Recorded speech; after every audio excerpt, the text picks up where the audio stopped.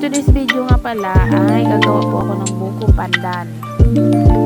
Alam ko pong marunong na kayong gumawa niyan, pero gusto ko lang ipakita sa inyo ba kung paano ko ginawa. Kaya wag na kayo magreklamo dyan, ha? Ayan, hindi ko na pinakita sa inyo kung paano ko pinapakulo yan. Ang dali-dali lang naman yan eh. Alam ko namang alam nyo na kung paano napakulo yan. Ayan, napatigas ko na siya, kaya hiniwa-hiwa ko na siya ng vacuum.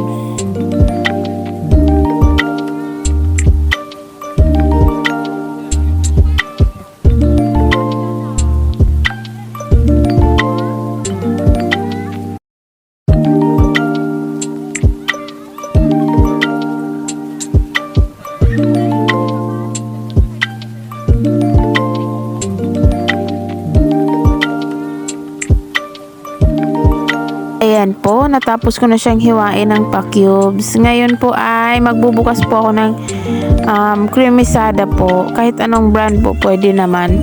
Actually, dalawa po yung ginamit ko dyan. Isa lang napakita ko na binuksan ko. Ayan, bukas na po siya. Ayan, tapos ready ko na yan. Lagay ko na po yung buko kasama yung jelly na buko pandan po.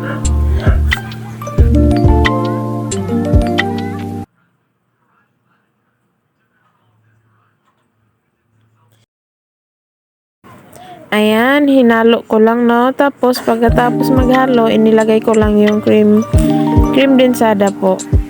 Ayan, tapos halo na naman.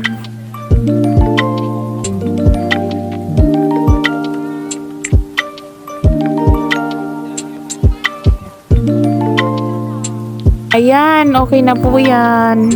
Ilagay na po yan sa ref po para lumamig. Tapos pwede na kainin.